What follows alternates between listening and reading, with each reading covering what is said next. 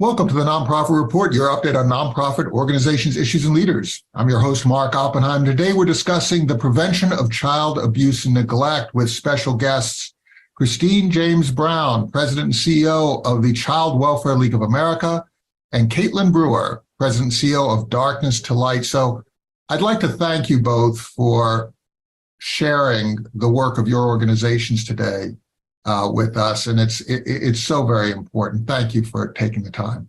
Thanks for inviting us. It's a pleasure.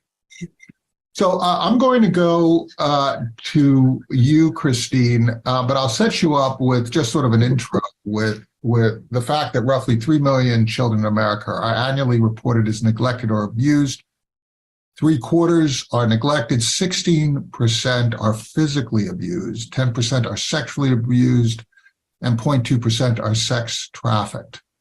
Estimates are that 1,800 of these children died in 2021, which is a marker for where we are today.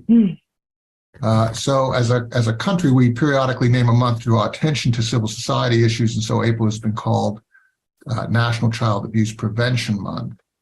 And so, Christine, I'd like to go to you because the Child Welfare League of America was founded more than a century ago when Carl Carstens had a speech in Baltimore, which basically indicted the nation for having a disjointed approach to serving children. And if we look at the statistics, we still have this issue, and so many children go to bed hungry every night. 20% live in poverty. Christine, how do you feel about the progress that has been made? Have we made progress in certain areas and not in others? Have we basically been treading water?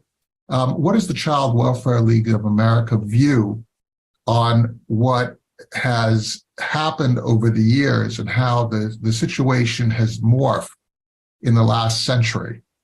So let me start, and thanks for doing that research about our history. Let me start by just saying a couple of words about who we are as context for my response. We basically were established, as you mentioned, by a group of public and private child and family serving organizations. There was not a child welfare system at the time we were established. And we really were established to articulate what good services for children look like. And to create peer pressure on each other, those in the network, for achieving those good services. And the vehicles that we used for that included advocacy. You know, there's got to be policies that support good practice.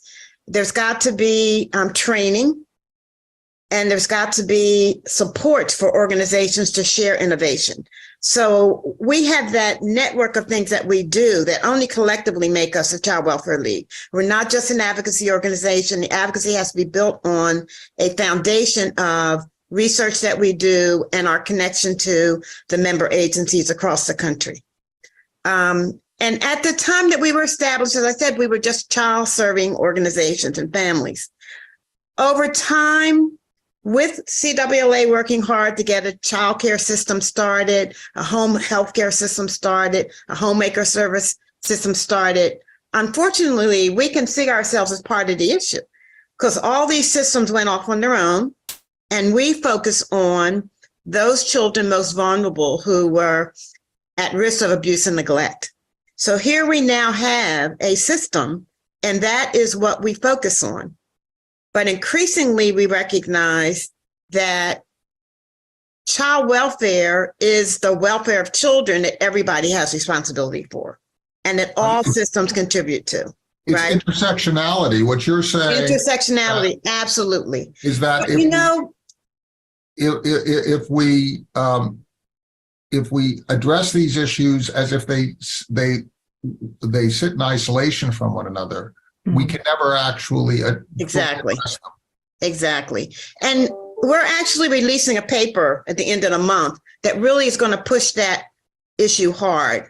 But what we've learned is, first of all, you can't have this system called child welfare sitting in the middle of what happens in society without the intersectionality that's required. Mental health services, the understanding of housing. If you look at all the things that drive people into the child welfare system, it's mental health issues, housing issues, lack of access to resources, poor education, living in communities that have violence, and all other kinds of things. But across all of that is a lack of this country, unlike many others, to establish a strong safety net for families. We don't have a family policy, and we don't have things that other countries have: a robust child care system, a robust child allowance system. We don't have those things in a very coordinated, organized way so everybody can benefit from them. So that's where our problem starts, right, in our country. We don't treat our children as if they are the most precious exactly element of society, that they are the future adults. They are the future exactly of our country. There's not, how there's a policy for aging. Mm-hmm. There's not one for families. There's not one for children. Why is that? And then we wonder why we have abuse and neglect. You mentioned in the beginning, most of the calls that we receive are about neglect. What are the issues that drive neglect? They're issues related to poverty and the trauma and stress that poverty places on families. It's not that families that are abusing, you can't blame it on poverty, but poverty creates all of those factors that put families into crisis. So when you ask about progress, I think the progress is now understanding issues of trauma more and their impact on families, understanding the issue of lack of resources and their impact on families, frankly, understanding the issues of racism, systemic racism, and their impact on families. All of these things we, in a way that's not about blaming, it's about acknowledging that these are things that impact families. Well, it's about dealing with, right? Right. In terms of darkness to light, you actually are working on a part of this issue. Could you talk a little bit about what you do and why you do it, and why the work that you do is so unique within the sector and so useful? Yeah, absolutely. So Darkness to Light is an international social enterprise nonprofit that focuses on educating adults to prevent child sexual abuse specifically. So everything that Chris was just talking about, we work tangentially because sexual abuse often happens in homes where there are neglect and physical abuse and domestic violence and all of that. But you just unpack that little tidbit right in real time. Could you talk a little bit about the percentage of sexual abuse and where it actually transpires? Yeah, absolutely. So the stat that we use is that 1 in 10 children will be sexually abused before their 18th birthday. That is directly correlated with teenage pregnancy. 50% of teenage pregnancies are carried by children who were sexually abused. And 50%, part of that, 50%. 50% of teenage pregnancies are carried. It's not, 50% is not a result of the child sexual abuse. It is that the person who is carrying the pregnancy was a victim of child sexual abuse. Right. And so you find yourself, but child sexual abuse is like the ugly stepsister of all of the abuses, right? It's weird. Americans in particular, we don't shy away from talking about violence, but we definitely shy away from talking about sex, particularly sex with children. And I understand it's a horrible topic to talk about, and no one wants to think that anyone is capable of doing that. But the reality is, it's an epidemic in our society. And I would argue that 1 in 10 statistic is actually quite conservative. We have early estimates with some research that is being done out of Oregon that it could be as high as 1 in 3 children. And this is also because of the onset of child sexual abuse materials online and kids having access to pornography and, all kinds of things that are happening with the introduction of technology. But sort of back to Darkness to Light, we were formed 23 years ago by a group of survivors who said, in America, we're training kids on how to help them protect themselves from child sexual abuse. And if you understand abuse, you understand that it's a power dynamic, and that the person being abused is never going to be equally as powerful as the person who's doing the abuse. And so we have to educate adults on how they can be active bystanders and upstanders to minimize opportunity for that abuse to ever occur. Right. And so we built this training, Stewards of Children. It's our flagship training. And I joined about 6.5 years ago and sort of expanded some of the things that we do, but that's basically who Darkness to Light is.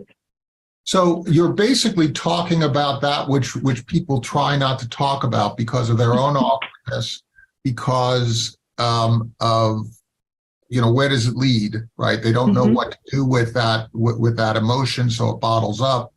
And what you're doing is you're basically releasing it, you're bringing it out into the open. Your founders were abused themselves. That required them to basically talk with each other and with the world about their own. So you're taking this thing of shame and you're saying, no, the shame isn't ours. The shame might be elsewhere, but it's not ours. And we're going to transform that into action. That's such an admirable act and a courageous act of you to undertake.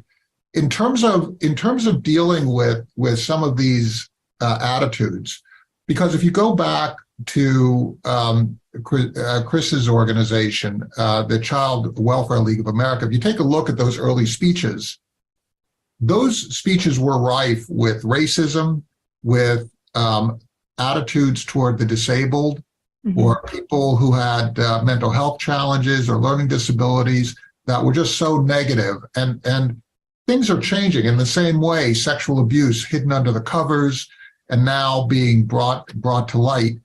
How are you both functioning? And we'll start with Katelyn, and then we'll go over to you, Chris. How are you functioning to transform attitudes within society so that a society itself is better equipped to deal with these issues? Katelyn? Yeah, so I'm going to nerd out for just a second and talk about our social behavior change strategy. So I admittedly have not worked in child welfare my whole career. I spent 10 years living and working in Africa, helping organizations there build health system strengthening, agriculture, women's empowerment, malaria reduction, you name it, we did it. And what I learned there is that training is only really one part of a social behavior change structure. And so you need a variety of different things when you're looking at systemically moving an issue. And I'll take something as simple as seatbelts, right? For the Gen Zers out there watching, you might not remember that there weren't always seatbelts in cars. And back in the 70s, even before my time, my parents used to talk about laying in the back of station wagons, on top of each other. And it was just bedlam in the car, right? Yep. Well, now you can't even pull out of the driveway without your seatbelt, dinging at you, and mom looking at you in the rearview mirror, yelling at you, saying, I'm not going to move this car if you don't have your seatbelt on. And you have your click it or ticket campaigns with the police, and you have, school systems that are putting seatbelts on buses and all sorts of things. And that all came because we hit each level of the socio-ecological model and allowed for self-efficacy and risk perception to be built within those different levels of the socio-ecological model, where we decided. Are you taking the same approach to sexual abuse, where you are trying to hit the different levels and you're not just being a person standing up in front of people and educating them? How do you translate that? So what we are trying to establish are standard operating behaviors. And I'll give you an example. Kids go on a field trip and they come back on the bus, and parents are picking up and teachers are there, and the people start to dwindle, right? And it's the last two kids. Instead of that second to last parent coming and picking their kid up and leaving, that parent stands there and talks with the teacher until the final parent gets there to pick up the student, because they're following the rule of three. And they're never leaving a child alone with a teacher or an administrator. And what that does is it minimizes opportunity. It keeps the child safe, it keeps the teacher safe, and everybody goes home and is happy. And there are a multitude of ways that we as a society can act differently in small ways, around in every facet of our life to be able to minimize that opportunity to keep children safe. So, Chris, as you're trying to transform, and you've been doing it for 100 years, and you're expert at it, the organization, how have you dealt with issues like embedded racism, in attitudes about the disabled, other impediments to staying on top of this issue and serving everyone in the United States? No, I think that all of what Katelyn said, I could not agree more. I think the one thing I would have added is the importance of changing language, and not talking about vulnerable children, but talking about children who are vulnerable, not talking about poor children, not calling them foster children, those foster kids. Those things just click reminders in our heads. Could you repeat that point? So you're saying that as you characterize people, you diminish them. Yes. So that if you change your language to create more of a community, and an understanding of the impact that labeling has on the people being labeled. So I was saying that only to agree with Katelyn, that some of it is really simple. It's behavior, it's language, it's those kinds of things. But it's also doing things when it gets to the impact of race in child welfare. We're now seeing agencies, first of all, it's awareness. People were in denial a lot, saying, well, we're not racist. So you have to separate individual racism and talk about structural racism. What are the ways that child welfare was designed, and what's the world that it's living in, the larger structure that will drive it? And there are things within all of our systems that drive racist actions, right? There are assumptions, right? There are assumptions. It's not assumptions. It's how we think about single parent families. It's how we think about people who are poor, but it's also how certain systems are structured, right? So we are now going through a process across the field of understanding what are the structures within our system that don't allow us to be what we know we need to be for families. And the biggest challenge for child welfare is we are, of all of the other systems delivering human services, ours is driven by legal actions, legal policies, legal requirements. So a lot of the clinical behaviors that we want to utilize are influenced by the legal, like the law says you have to do this, the law says you have to do that. Courts are part of the child welfare system. So everybody else is saying, no, you can't. I'll give you one quick example. Talking to a group of our workers about why can't we be kinder when we have to go into a home and remove a child? Well, there are all kinds of, so one of the workers said, well, whenever I go into a home, I call grandma, or I call someone who can lower the temperature in the home. And the rest of the workers said, are you allowed to do that? There's so many things that take our humanity away. They don't allow us to function as humans. And then what Katelyn was saying about the stigma around sexual abuse, we know it.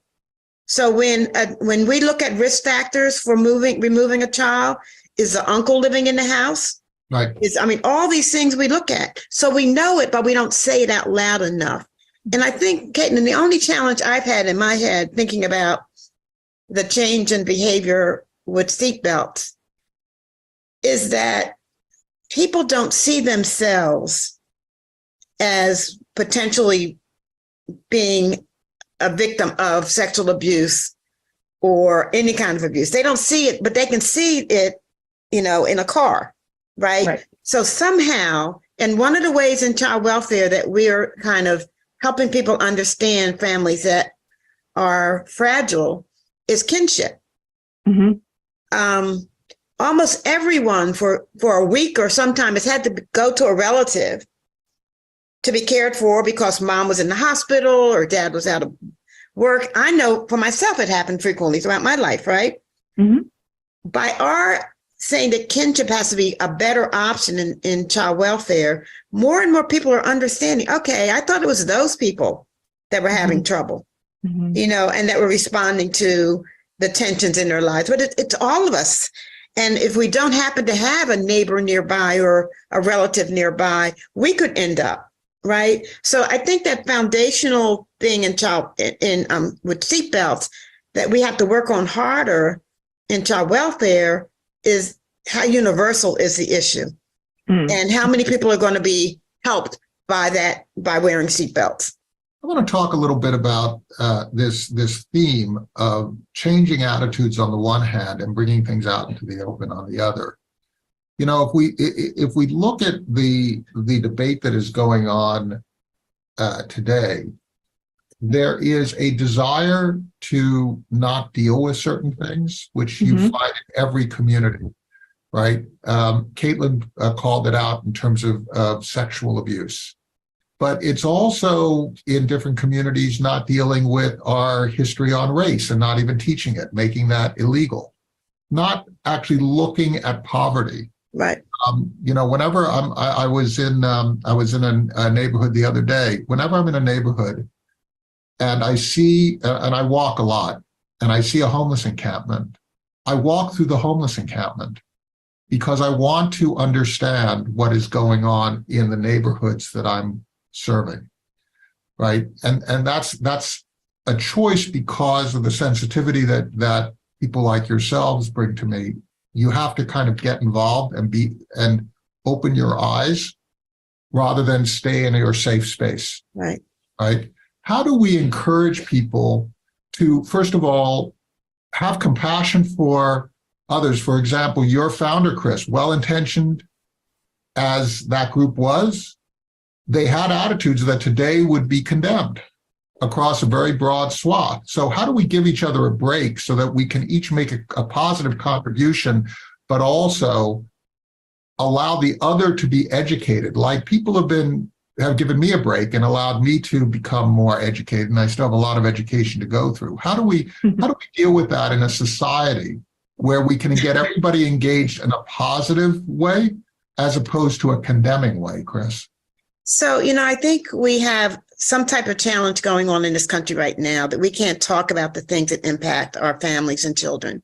We can't talk about guns. We can't talk about race. We can't talk about any of those things because they have. It's like we can't talk about anything, so we can't solve the problem. Right? So we can't solve our hands, right? But the reality is we are ultimately a learning society. So when I first started to work at the United way back in, I'm not going to tell you when, in the 80s, one of my first projects was to look at the needs of women and girls. And I identified, among other things, domestic violence as one of the issues we had to deal with. I was almost fired. Really? Domestic violence at that time was under the rug. People didn't talk about it. People were in denial about it. It just didn't exist, right? Fast forward to now, people understand it as an issue and its impact on families generationally, right? So I don't want to say we got to wait because there was a lot of work being done by domestic violence groups to make that change happen, groups like Katelyn's, but some of it is just going to happen as we get smarter about all these things that moving forward. I think that we've been, as the Child Welfare League of America, just like our founder, was not in the right place. We've been at times in the wrong place around Native American issues, right? We've made apologies about that. We put the balance on concern about poverty rather than the understanding of the importance of relationships with your family and community. So it's just a balancing thing. How do you find the right balance, right? I think we have to and I've been called out in the last month about that. How can you talk about this when you did that? And my answer is unintended consequences. We have to get smarter understanding the unintended consequences of anything we do, particularly when they relate to children and families, because those are life-changing decisions that get made. I'd like to ask Katelyn about men, because abuse is primarily perpetrated by men, people of my gender, right? men 97%.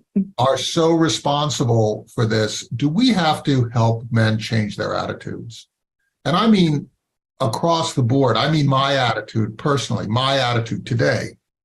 My attitude needs to continue to evolve. I'm talking about all of us because it doesn't escape my notice that most of the time when we're talking about these issues, I'm interviewing women. There are very, very few men who make a career out of these particular areas in comparison to the number of women. Mm-hmm. Part of the change that needs to take place, Katelyn. Oh, we could have a whole nother session just on this topic. The answer is yes, and yes, we do need to have men have a universal shift in mindset, but it's not just on men. It's a community at large. And I think we need to think about refraining from othering. You know, a lot of what Chris has talked about this whole time is that people assume that this happens in other families or other communities or other countries, or, you know, it doesn't happen here in my world. The men I know are good people, but those other men are bad people. We have to accept that we are all part of this together. We're in this together. We are all citizens of this country, of this community, of this world. And without accepting some of that responsibility, whether it's the toxic masculinity culture or structural, you know, influencing the community-based development with structural racism or whatever we're talking about, we are part of it. I might not have written the law or the rule, but I benefit from X, Y, and Z. And so with toxic masculinity, you know, there are women out there who really support this idea of a really strong alpha man who's toxic, and they're not, you know, they're not ready for that change because that's what they might be attracted to. And so we have to have a conversation about where that demand is coming from for that masculine behavior, in addition to the patriarchy and how, you know, structurally men have been able to rise and receive positions of power. So there isn't necessarily a person to blame or a group to blame. It's really about us all. If we're going to be the change, it's shared responsibility. It's not blame. It's really shared responsibility. I think, Katelyn, that's what she's saying. I mean, and we have to look at, have we engaged in involvement? You know, I know in our organization, we started several years ago to engage and involve more men. And if you listen to what they've said, well, you know, even when I was a child welfare worker, I was engaged more to move the boxes and to help the boys who were a little bit, you know, out of hand, rather than just for my understanding and knowledge to families. So it's also engaging and involving and listening to men and listening to the community about what it wants for children and families.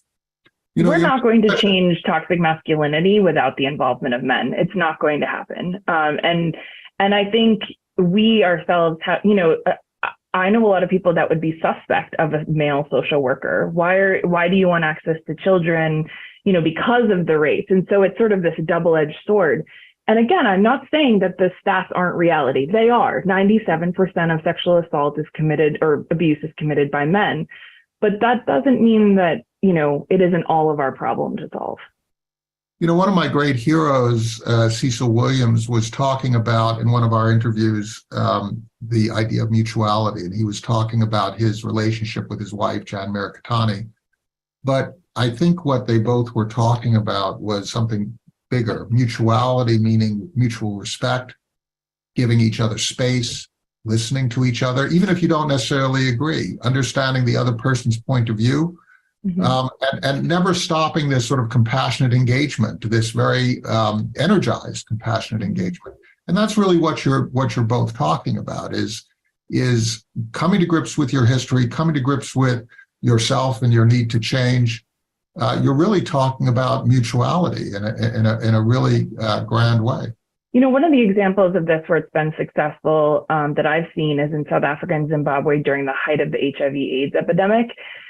Even though men were responsible for transmission of HIV/AIDS and you could have ostracized them, the reality is all the programs that included men as caregivers for families that were losing family members at a rapid pace during the height of the AIDS epidemic, were the most successful projects in repairing family bonds, reducing domestic violence, and, you know, allowing that people to heal in what was, you know, a truly scary time in these countries. And so that's what I'm saying. I just think we need to think holistically about what the solutions are, and include all people. And I think what we've not talked enough about, at least in child welfare, there was a lot more progress, I think, in mental health, is engaging, involving the people we're working with. You know, if anyone should be looked at as an expert in what they need, it's the people that we work with, the families, the youth. And there's a huge effort now in child welfare to better and appropriately and honestly engage, recognizing the power differential and how that plays out, and not talking about, well, we're share power, but we want to bring your power into the equation. It's not a sharing power thing. It's really bringing their power into the equation. And I think it goes back to it. It's the entire community and everyone involved in the responsibility of making sure our children and families are safe and reach their full potential that we have to focus on. And I don't think there's any other way to do it. But I would like to ask Katelyn, if you don't mind, can I ask her a question? We are the only country, Katelyn, you may or may not know, that has not adopted the UN Convention for the Rights of the Child. Yep. Only country. Even some of the ones who I know have adopted it and they're really not where they are. And I've been working on that issue for a long time. And I talked about it a lot when I was working on the international side. And I find it, I was wondering how the people you work with outside of the U.S. are different from the ones inside of the U.S. with respect to the work that you're doing. There seems to be such a different mindset about child rights. It's entirely different. And the Oak Foundation is a foundation out of Switzerland that funds child sexual abuse prevention. In fact, they're one of the only foundations in the world that focuses on this.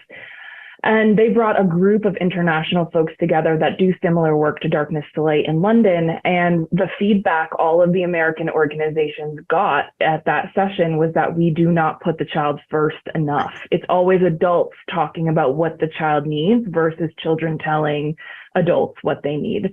And it was a stark reminder of the world that I had come from, whereby we always thought about children first, you know, in the work that I did across the continent of Africa. And I think it's an American mindset not to pay attention to the needs of the children. And their children.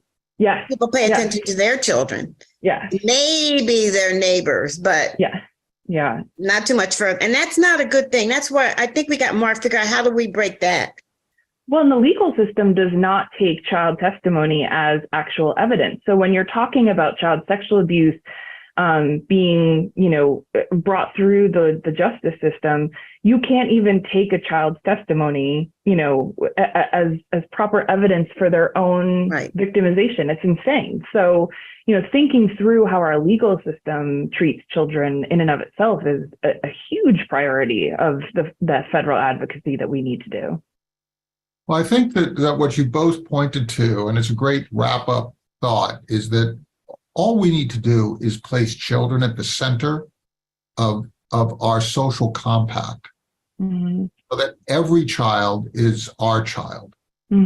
Every child needs to be treated, as you say, Chris. You know, we make a separation between our children and other people's children, and our other people's children are just not our business. But we have to shift that in society.